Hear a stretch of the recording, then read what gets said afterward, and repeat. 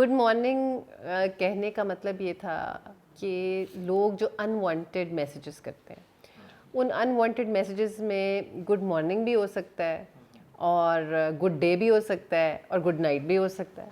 So it was just a figure of speech which was used कि आप unwanted messages उन लोगों को मत करें जिनको आप जानते नहीं हैं. अब कवानीन बन चुके हैं.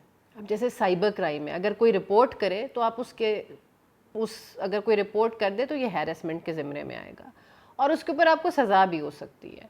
अच्छा, आपने एक दफ़ा मैसेज कर दिया, कोई नहीं रिस्पॉन्ड कर रहा, दूसरी दफ़ा किया नहीं कर रहा, भाई बस कर दें.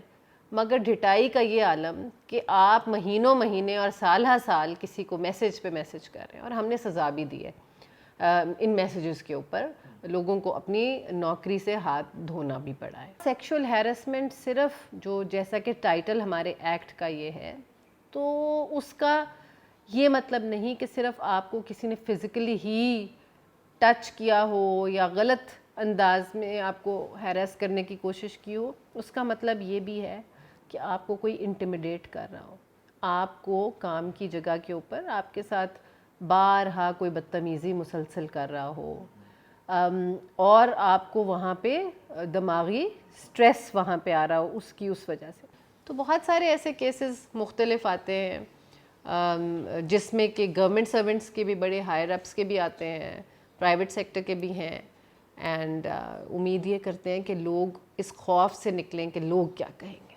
मैं बड़ी हैरान होती थी, कई काफ़ी सीनियर लोग कहते थे औरतें इस लॉ को मिसयूज़ भी करती हैं और झूठ भी बोलती हैं. And believe you me, it's been a year, not even a single case has come to me that somebody has lied. You know, कोई ना कोई औरत किसी ना किसी तरह अफेक्टेड होती है. ये कह देना कि कोई किसी पे झूठा इल्ज़ाम लगा रही है या किसी चीज़ को ट्विस्ट कर रही है, मैंने नहीं देखा अभी तक. हमने बहुत केसेस अब तक निपटाए हैं, तो मेजॉरिटी जो है वो हम इम्प्लीमेंट करा लेते हैं, अनलेस कोई जाके कोई स्टे ले आए किसी ऑर्डर के ऊपर. That is where the people start getting frustrated. That is a problem area कि हमारे पास जो केस हैंडल हो गया, वी मेक श्योर कि यहाँ पे उसकी इम्प्लीमेंटेशन हो जाए.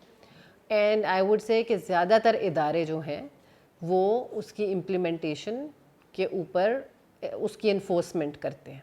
जब आप हमारी वेबसाइट पे जाते हैं तो आपको वहाँ ऑनलाइन कंप्लेंट का खाना भी मिल जाता है. अच्छा, वो जब आप करते हैं तो आपको आना नहीं पड़ता, आपके उसके पैसे बचे, वकील के पैसे बचे, 2 महीने में आपका केस डिसाइड हो गया. और हमारे से आपका केस डिसाइड हुआ तो सिर्फ अपील जो है वो प्रेसिडेंट ऑफ पाकिस्तान के पास है. Then you can go to president of Pakistan. माजी में बहुत कुछ हुआ, माजी में पार्लियामेंट में भी बहुत ख़वातीन के साथ बहुत कुछ हुआ, हमारे साथ भी हुआ.